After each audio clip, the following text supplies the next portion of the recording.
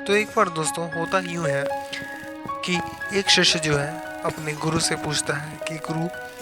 कैसे। तो दोस्तों होता कुछ यूँ है कि एक बार एक शिष्य बुद्ध से पूछता है कि गुरु जी, अगर मान लीजिए कि कोई आपसे अगर बुरा बर्ताव करे तो क्या आप करेंगे उसके संपर्क में। तो बुद्ध कहते हैं कि सबसे पहले तो मैं ये देखूंगा कि वो उसने मुझे बुरा भला क्यों कहा। जैसे कि बुद्ध एक छोटी सी कहानी के द्वारा ये समझाते हैं कि अगर आप सही तरीके से चल रहे हो कहीं भी, तो कोई भी आपको रुला नहीं सकता, कोई भी चीज़ आपको मन को ठेस नहीं पहुंचा सकती और आप कभी भी विचलित नहीं हो सकते हैं दोस्तों। तो होता एक बार यूँ है कि एक बार एक सन्यासी गाँव में जाता है। वो तो हर द्वार पे द्वार जाके भिक्षा मांगता है, लेकिन एक आदमी जो रहता है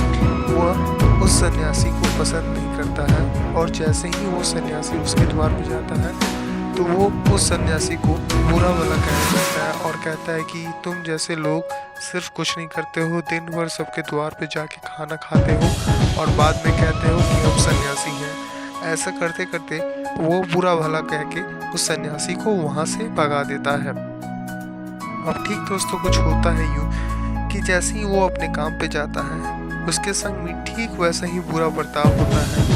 लेकिन धीरे धीरे उसे सारी बातें समझ में आने लगती है कि कैसे उसने एक सन्यासी जो कि सिर्फ अपना काम कर रहा था उसे बुरा भला कहा, और बुरा भला करने के बाद से उसने वहाँ से भगा दिया।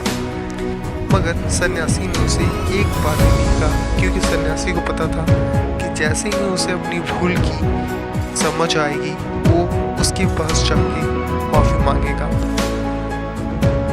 ठीक वही होता है दोस्तों, जैसे ही उस इंसान को, उस आदमी को अपनी भूल की समझ आती है वो तुरंत सन्यासी के पास जाता है और सन्यासी से कहता है, सन्यासी जी मुझे माफ़ कर दीजिए,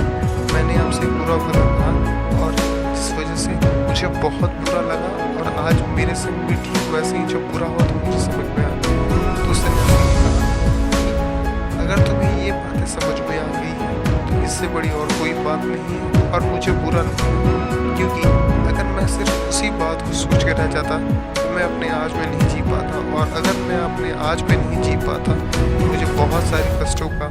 सामना करना पड़ता। इसलिए दोस्तों जब भी आपको कोई गाली या बुरा बर्ताव करे, हमेशा एक बात याद रखें कि वो कुछ समय के लिए है। आप किस तरीके से उस बात को लेते हो ये लंबे समय तक रहे। तो दोस्तों ये कहानी अगर अच्छी लगी हो तो प्लीज़ चैनल को लाइक शेयर सब्सक्राइब करना ना भूलें, क्योंकि दोस्तों हर एक सब्सक्राइबर बहुत ज़रूरी है। Thank you.